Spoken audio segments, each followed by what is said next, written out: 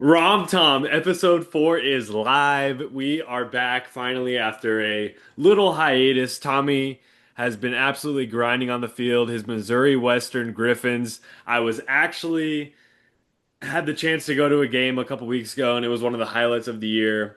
We're finally back, and we are better than ever. A new category we are debuting on Episode 4, Hate or Mate.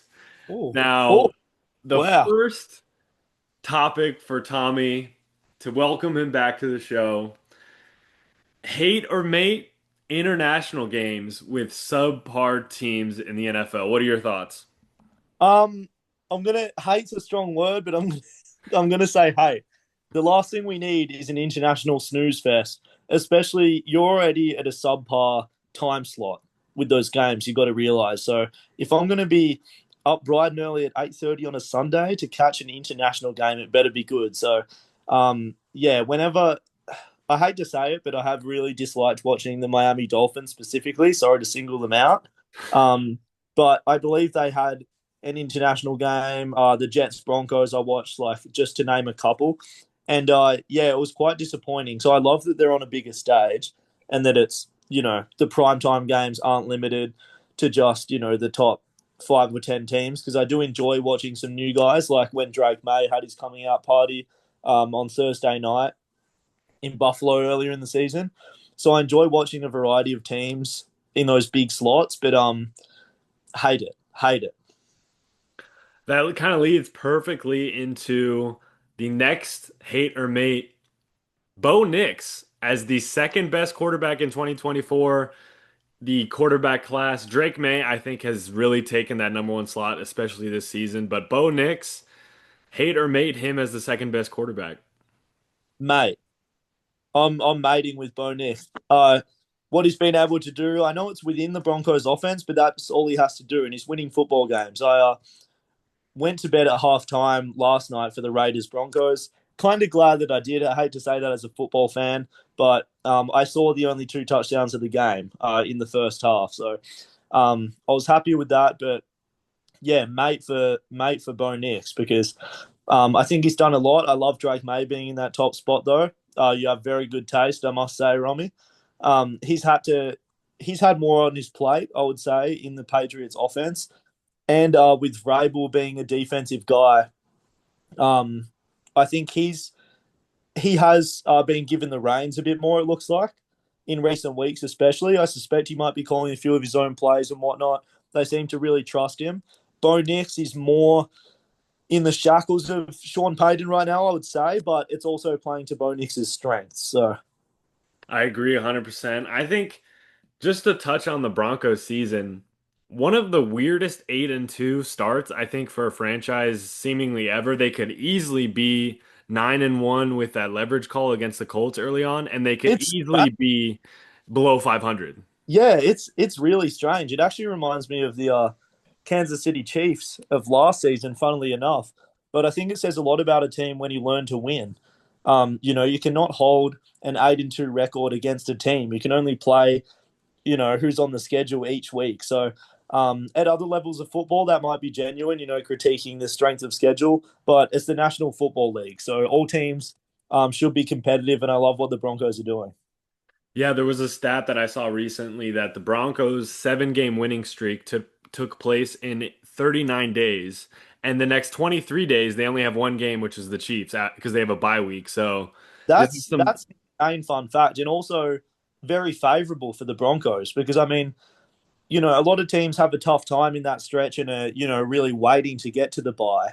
But it couldn't come at a better time, really. I think. And especially with Sertan and Mims dealing with injury issues, I think that'll give them time to heal up. The Hmm. next hate or mate is a divisional team that surprisingly, at least according to FanDuel Sportsbook, the Kansas City Chiefs as the Super Bowl favorite. Hate or mate? I hate it. I hate it. Even rocking the Chiefs gear now, um, because of the proximity to Kansas City, which I love, by the way. Great Um, PR. yeah, it is amazing PR, but I hate it. I'm an honest man. whatever team I'm repping, I will be candid about it. And I hate it. I think we need to go off what they've shown this season. I understand they've been lifting the Lombardi, a lot of the time for the past half decade. But I hate it. I think we need to go off, what we've seen from them this season, and that hasn't been sufficient to be a Super Bowl team. They've shown flashes, the offense has picked up, but they haven't looked as flawless as they have looked in recent years. Yes, we hold them to a high standard, but I think we need to continue to hold them to that and not, give them the favorite title this early in the season. What do you think? I think it's just looked weird all year. I haven't watched as closely as I was last year, obviously, because I had a lot of Chiefs fans Mm. surrounded. Now I have kind of the Oh yeah, opposite, but I'm not watching too closely, but it just looks different. I think Mahomes is just too much is on his plate, especially. oh definitely being the leading rusher of the team. I mean, Yeah, exactly. I knew he was the leading rusher early on. I didn't know he was still the leading rusher, but that you just can't have that. I mean, Mahomes isn't he isn't anywhere near the age of like Aaron Rodgers, but he's not young. He's not a young cat. Like he can't be putting this many miles on, especially not even halfway through the season. So I think it'll uh it'll catch up to him, I think, in the playoffs because the team that surprisingly is favored to win the AFC Championship in which is a weird way is the Bills are right ahead of the Chiefs, surprisingly. So a lot of people are betting on the Chiefs to win the Super Bowl, but the but then the bookmakers AFC that it doesn't add up, does it? no, two plus two is not equaling four in the sports books. But the next hater mate, it ties right into it.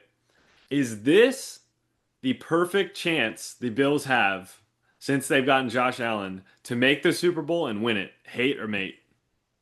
Made it, made it. I mean, the Chiefs are looking as vulnerable as they have looked, arguably ever in the Mahomes era. And atop the AFC, all the teams are beatable. Yes, as I said, you got to respect the records of the Colts, Broncos, Patriots. But come on, are you taking, Josh Allen over any of those quarterbacks? The answer would be yes, in my opinion.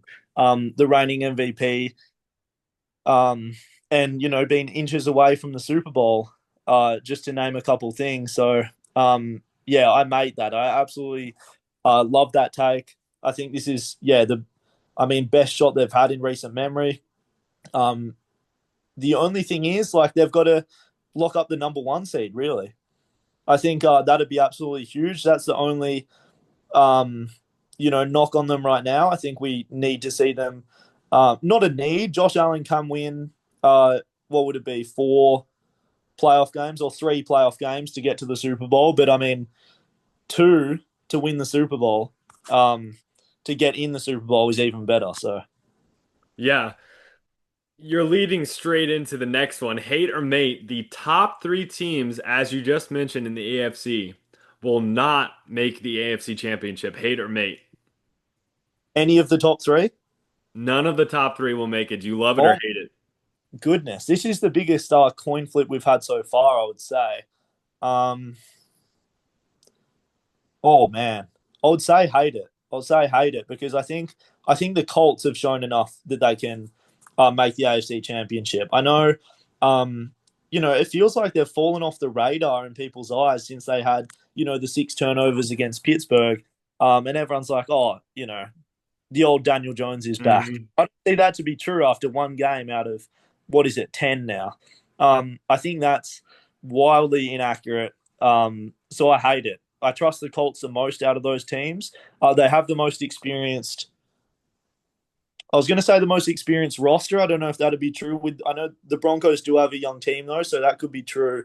Hmm. You know, And the with Ta- Patriots are young, at least in the strong points. yeah, exactly. So I hate it. I trust the Colts. I would say the only part that I'm worried about is in my mind, I can't escape the fact that I know somehow it'll probably be Chiefs and Bills. For some reason, I just think I know the Chiefs have had a struggling start. The 5-4 Chiefs are the same record as the 5-4 Panthers, which is absolutely crazy to me, especially because Carolina, I feel like everybody had crossed them out of the playoffs and they're with these upsets, they're right back in it. So It's it'll insane. it'll be interesting to see what happens in that AFC. I did want to hit one more AFC and then we can move on to the NFC. Do you think, hate or mate, Daniel Jones has found a home in Indianapolis, or do you think this is kind of just a one season wonder?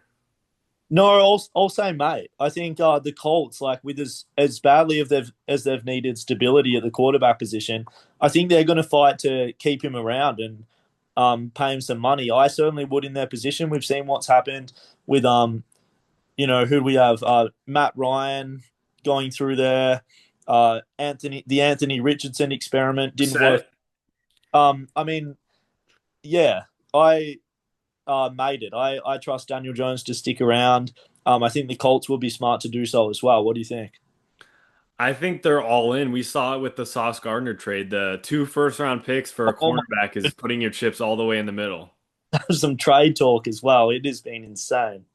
I mean, I am a bit surprised that the Patriots, the Broncos didn't make a move, but I think they must be confident in their young quarterbacks. I think, if I'm being honest, I think the Patriots and Broncos are one season away from true Super Bowl contention. I think it's just a little bit too early for either one of those teams to make it. I wouldn't I be would. surprised the AFC Championship, though. Do you think we might see a Commanders like season from them? The Commanders leapt into the NFC Championship game last season, but they have slightly regressed this season. But even last season we kept talking about 1 year away, a few pieces away. I think the Broncos, Patriots, are closer to being the full package than the Commanders were last season. But it'll be interesting. I definitely love the hire by Vrabel. I think that absolutely took the Patriots to another level. And Drake May obviously is continuing to ascend. Another team that I feel like isn't really talked about much this season, the Detroit Lions will make it further than the Green Bay Packers in the playoffs or the rest of the season. Hate or mate? Mate, mate. I think yeah, it's interesting. Like people seem to take the Lions for granted now and think like, because they did set the bar super high with the last couple of seasons they had. I think with Ben Johnson departing, obviously it was going to be growing pains as we saw, when they kicked off the season against the Packers. But man, I still trust them with all the pieces they have.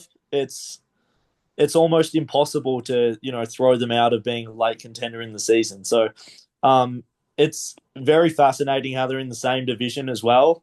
Packers Lions, like it's turned into absolute powerhouses in the NFC North. Um, especially with the Bears getting a few wins together, there's no team in that division that you can mark down as a win against any team, which is super fun to watch. So I like that take. Alex on the most recent NFL episode, You have to or say the man. he thinks the season's over for the Packers. What do you think they kind of do? He wants to fire LaFleur. Like, what do Oh you think they my need to goodness. do going forward? Okay, I'll have to watch that segment specifically. I think the cheesehead Alex is getting a bit overzealous there, I would say, with his predictions, but I don't blame him for having a bit of pessimism. It has been a little disappointing, especially. I can't imagine. I hope AJ is faring well after that loss to the Panthers at home. Uh, Not to mention, so I think that was a bit of a hangover after the Aaron Rodgers duel. I 100% had that in my notes. I think it was such a big moment and a big, huge high that they had that in that Oh game. my! And then the How many low of Tucker Kraft tearing his ACL is like extremes 1 week apart. It was crazy. dreams? It's. I mean, yeah, it's heart wrenching that Tucker Craft got injured. He was playing super good football, but man, I mean, that was the best I've seen Jordan Love play. Like against the Steelers, it was flawless. But yeah, I guess like it felt like they put it, you know, all on the line there. Came out with the victory, and then yeah, two extremes, isn't it? That's the NFL. I mean, I really think the Packers and the Broncos are distant cousins. One of them I think is a little more erratic. He might show up to the Thanksgiving a little bit drunker than the other, but I Yeah, think the Broncos are the cousin that you count them out, but then they come back every single time and they pull up in the clutch, Bo Nix. And then the Packers, I think 1 week they're doing really well, and the next week they're blacked out in the backyard throwing up in a bucket. So I think Yeah. it really just depends on the day for being a Packers fan. It's really tough, No, but I agree. Yeah, I mean, I think there may have been a few buckets involved for Packers. After that Panthers game, I would have been drowning my sorrows for sure. last but not least, for our new segment, Tampa Bay will make the NFC Championship game. Hate or mate? I'm going to say hate as much as it hurts my heart with being such a big Baker Mayfield fan. I think having Evans out, I'm not sure what the timeline is on that. I think he's out But for the season. yeah, Yeah. that's what I thought that was the case. So with those big names out, I can't quite put them in that conversation, which again pains me to say. I could definitely see them winning one game for sure, but I don't think they can put Again, together a string. purely because of Baker Mayfield and the way we've seen him play.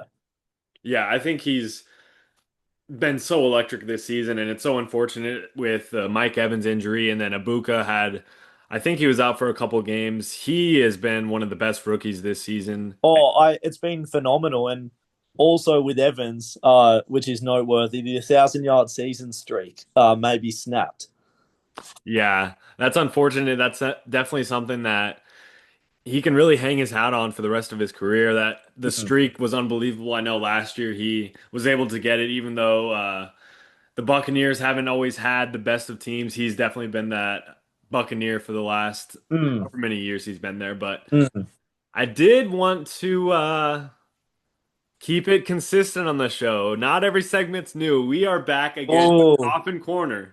here we go. Now, on the one side of the field, we're recording this Friday night. Last night we had one of the snooziest Thursday night games of the season. I'm surprised Al Michaels made it all the way through the game because I know he's been doing this for a while. So this was a 10-7 game. Only two touchdowns scored, and they were both in the first half. There was more penalties than first downs in this game. Oh my goodness. And I didn't even realize that Shane Leckler reincarnated was back on the Raiders. I didn't even realize this cat, AJ Cole, Mm. an undrafted free agent signee in 2019, I believe, is I didn't know he was a Pro Bowler, No, multi-time Pro Bowler. all pro He, as well the past 2 seasons. I mean, I would say I'm not a casual NFL fan, but I'm definitely getting back into it as much as I can.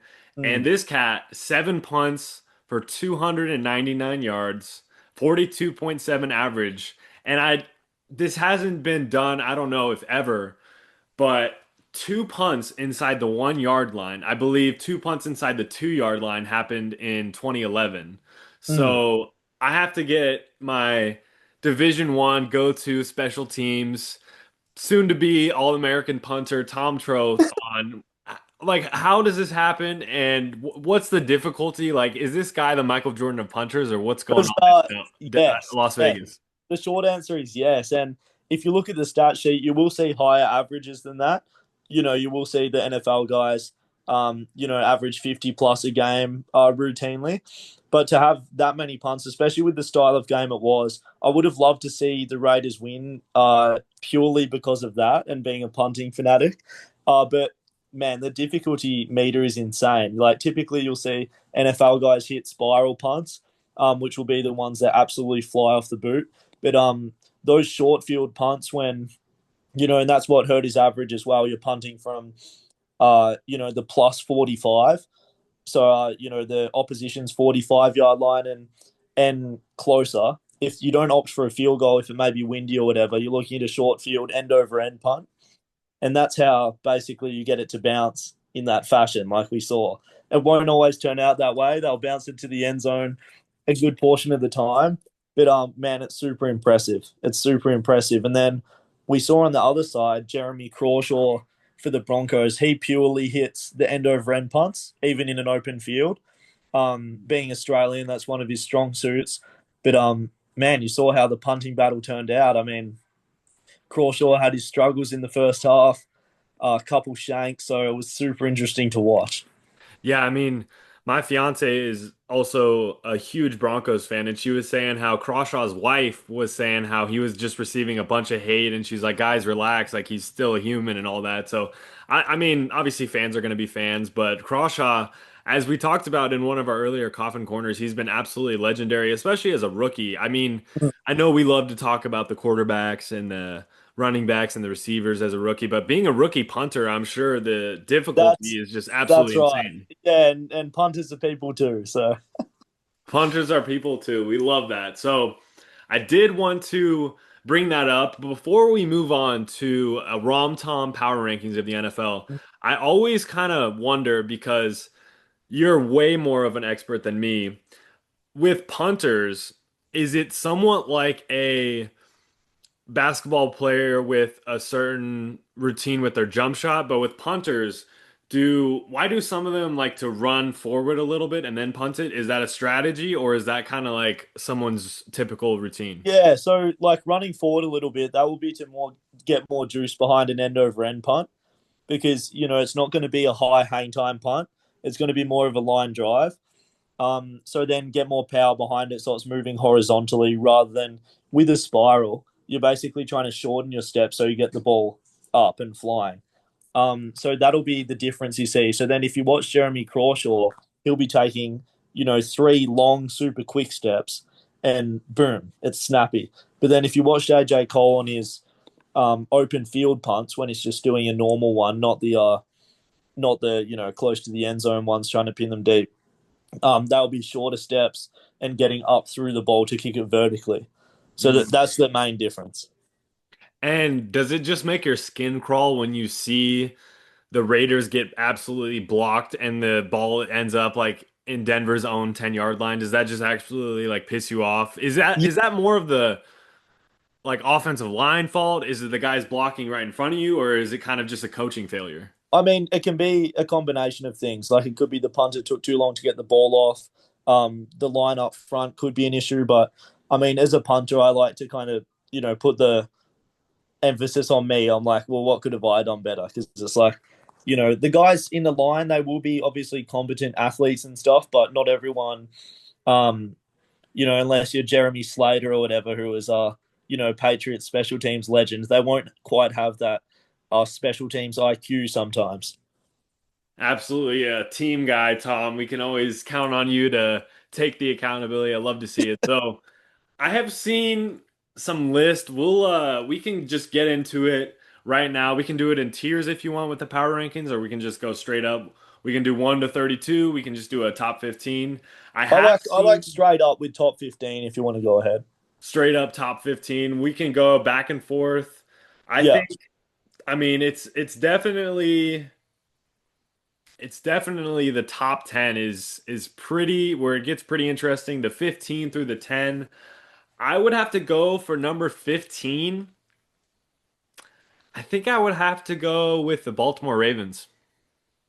Okay. I like that. I would agree. I would agree. I'd probably have them a tad higher because I mean, with Lamar back, like this team is scary. I was ready to write them off. I think we may have even chatted about it a couple of weeks ago, or it might have been 3 weeks ago now that we had the last pod, which is unfortunate, but we're so back. But I mean, the Ravens are back as well in great fashion. So I would have them somewhere between the 15 to 12 spot. Yeah, I think they have the potential to move up. Obviously, it's more kind of based on where the beginning of the season was, and I think they can only afford one more loss if they want to make the playoffs, one or two at most. So Yeah. they're definitely going to be balls to the wall before the end of this season. I think 14 right now, I think I'd have to go with the 49ers. Yeah, I like that. So I probably had the Falcons at 15, Ravens at 14, and then the 49ers in there as well in that bracket. Yeah, I have those are really like packed in close because right above the 49ers at 14, I have the Chargers at 13. Yes, I was about to mention them. So I'm up at 12. So then I've got the Chargers right there as well. And then, spoiler alert, the Steelers. Steelers, I have the Steelers right there as well. I think the next one in this one, so we are at 11 right now. Yeah. I think the argument can be made. The two teams I am tangling with is the Packers and the Patriots. Okay. I've got Packers and Bucks kind of in that convo, and I have the Patriots a tad higher, so that's interesting. Um, I would put the Packers over the Buccaneers right now. Hmm. Um, so yeah, I'll have the Buccaneers at 11, and then uh, who is it? The Packers, sorry, at 10. And then I'm gonna guess right now for number nine. I would say, do you have the Chiefs?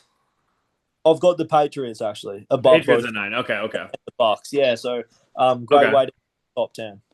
Okay, so we have Patriots at number nine, number eight. Tell me who now Tommy can take it and I'll throw in a little comments here and there. Who's your top eight right now in the NFL? So top 8, number 8, I have the Kansas City Chiefs. I think they have shown enough, to be in that conversation. Number 7, it was a toss up again. I've got the Denver Broncos. Number 6, the Indianapolis Colts. Number 5, the Detroit Lions. Yeah. Number 4, got the Seahawks. And then I've got Eagles, Rams, and then Bills in the top spot. I love that. I think I really I really think this is Josh Allen's year. Obviously, he's been an MVP guarantee pretty much every year, either him and Lamar. But I think this is the Bills' opportunity. It's right there for the taking. I mean, Mm. this is the year. Last year was the year of Swift and Kelsey. Obviously, our man Kelsey, he's getting it done on and off the field, according to Taylor Swift's new album. I think this is That's right. I mean, he's covering all bases. It sounds like he's ready to roll into retirement. I think, and have a few slow Sunday mornings with Taylor. I think. I think you hit it nail on the head with that one. Sinners being a potential Oscar winner with, Haley Steinfeld at the helm in that movie. Her and Josh Allen are the new power couple in the NFL. I'm sorry, Taylor and Travis, but your time is done as the power couple. The camera's Maybe. not panning to you, Taylor, anymore. It is Yeah, it's their been time few has and come and gone. far with on the broadcast, but man, I love Allen and Steinfeld. It's been I've seen a few things on social media. Josh Allen um, milking the PR in some interviews, which we love to see. Now, I did have a quick movie question for Tommy before we get into these Week 10 matchups. Now, Oh man, are you familiar with Christian Bale as the American Psycho in the American Psycho movie? yes, relatively yes. Now, there is going to be a remake by Luca Guadagnino. He's done a What? couple movies, Challengers, and Margot Robbie has been in discussions to be the gender swapped American Psycho. So, I think she definitely deserves our new award, Aussie of the Week. It was going to be Crawshaw, probably by default, but Yeah, I think she's got to take it, especially if she gets cast in this movie. I agree. That would be absolutely awesome. Um, awesome to see. We saw her. I'm pretty sure she was in Wolf of Wall Street, right? And then obviously the Barbie movie. So man, you love to see it. Little girl power there. Absolutely love it. Is she kind of, where does she land in terms of Australia? Obviously, when you go back home, you've been there the last couple of years. Is she kind of like the Marilyn Monroe? Is she kind of just like a Yeah, absolute I would star? say I would say close to it. Yeah, and then the Hemsworth brothers as well. But it's interesting in Australia because all of the pop culture scene is kind of in America. It's like they kind of get outcast a bit. Not like from society, but I'm saying in terms of, because all of it is based in the US, like, Hollywood and all the movies were kind of either set in the US or, directed from the US, filmed in Europe and whatever. So it's interesting, but no, she's definitely up there. Now that we have our Aussie of the Week nominated, I think we can get into the Week 10 slate. There's some games that we have to dig into. Patriots, Bucks. Bucks are favored by 2.5. Who are you liking in this one? That's really interesting. I love the Patriots. especially with the role they're on. Um, I trust May more than Mayfield just because of circumstance, because of the injuries for the Bucks. Yeah, I think if you would have asked me this at the beginning of the season, I think the Bucks, but I think the Patriots have the best momentum in the league. That's Mm, not that's even including the Broncos, even though the mm. Broncos have an 8-game winning streak, I think, or the 7-game winning streak. I think the Patriots just have the momentum. Rams and 49ers. The Rams are actually favored on the road by 4.5. Yeah, I like the Rams. I like the Rams. That's one of my favorite matchups to watch every season, though, I got to say, especially in recent years with how competitive it's been. But I'd take the Rams. We do have another international game in Berlin. Oh, Falcons and Colts. Colts favored by 6.5. I think they might run it up there in Berlin. is yeah. See, I disagree. I think with the international games, we've seen a couple blowouts, but they've been closer in the most part, just because of the variables it throws into play. So I still like the Colts, but by a close margin, I would say. Yeah, I can't say I'll be up to watch that one at 8:30 a.m. I'll be hitting snooze on the alarm clock, that's Yeah, for sure. yeah, Browns and Jets fighting for the potential number one pick. Cleveland's favored by 2.5 in New York. yeah. I like Cleveland. I like Cleveland. I would say. I mean, Dylan Gabriel's done a decent job coming in there. It'll be interesting to see how he progresses, but I like Cleveland. Real quick, so for the 2026 and 2027 draft, the quarterback classes for both have the potential, if some go back for another year, like Dante Moore, I've heard could potentially go back. I heard John Mateer could come back. What's your thoughts on those guys going back and staying? Do you think it's very circumstantial, or do you think these guys should just go to the NFL and figure it out? What are your thoughts on that?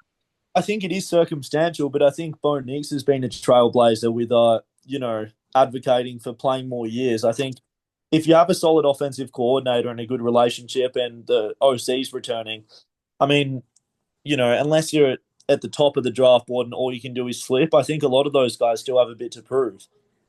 I think 100% agreed, especially with the injury factor. I think with nowadays the NIL, you're able to get a couple $1 million to where if you do have not necessarily a career-ending injury, but an injury that could hurt your stock, at least you have a little bit of kind of Mm, insurance if that were to happen. mm, Another divisional matchup, Jaguars, Texans. This is at Houston, 1.5. The Texans nearly beat the Broncos last week. So who mm. do you have in this divisional matchup? I've got the Jags. I think they've done some good things this season. Um, and I like the way Trevor Lawrence has played, honestly. So I'll take the Jags. I think even away. Bills favored by 9.5 over the Dolphins. I think they could cover this. I think the I Dolphins, like you mentioned, are absolutely dread to watch. I, I agree. It's a little harsh, but I mean I cannot argue with that statement at all. I mean I think the Bills should win this game by 2+ touchdowns. I don't know what's harder to watch, the actual football or Mike McDaniel's post-game interviews when he can't even get a sentence out. Oh my goodness, I agree. I'm not sure what kind of substance is in his system at that point, but it's clearly evident. It's Miami, so time will only tell there if he Mm, continues to stay there. His speech mm, patterns could get a little bit off kilter even more. mm. Giants, Bears at home. I think they have this one, especially with Scadaboo. Agreed.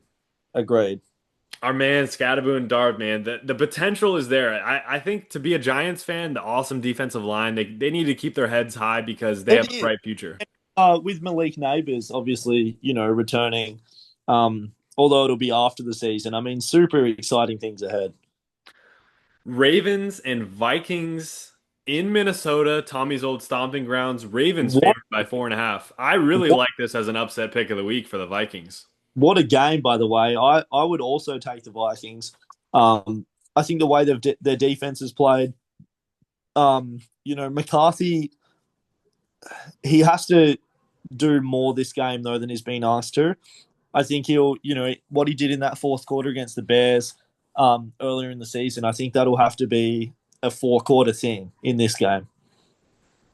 Saints and Panthers. Panthers favored by 5.5 at home. Uh, yeah, I would take the Panthers as well.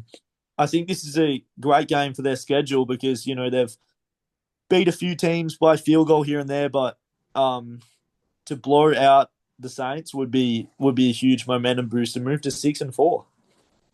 I love T Mac, especially, repping Arizona always. Cardinals, Seahawks. This would be huge for the Cardinals, especially as they're trying to fight for a playoff spot in the NFC. Will they be able to pull off the upset at home, or do you think the Seahawks can take it with the touchdown favor? I don't believe so. I think the Seahawks should be able to get ahead there. The way Jacoby Brissett has been playing, it is going to be intriguing. But that's the most I'll give the Cardinals. Intriguing. I will not give them the upset pick. So And how about Sam Darnold? I'm not a huge USC fan, obviously, but his run with the Saints and then just kind of floating around being a journeyman found his arm, found his team with the Vikings, and now he's doing the same thing with the Seahawks. It's crazy that it was even an argument who would have a better post breakup, if you will, of Geno Smith and Sam Darnold, and Sam Darnold clearly has won that breakup. He's won the war, won the battle. So I'm great. excited to see what happens with the rest of that NFC West picture. Lions, Commanders. Lions on the road, favored by 7.5. I think that might be too much. Although Little Jaden Daniels, he is, yeah, I think, available. yeah. Little steep, I would say, on the line there, but I'll still take the Lions. As I've mentioned, I am confident in them. Steelers, Chargers, Sunday Night Football. This will be a Donnybrook with the Chargers offense and Aaron Rodgers seemingly not going away. Many thought he was going to struggle with obviously the underperforming seasons he had with the Jets, but I think he's been absolutely stellar in Pittsburgh. Agreed. That'll be a super fun watch, actually. The Chargers being able to bounce back after a bit of a slide for a few games there, so that'll be huge for both teams.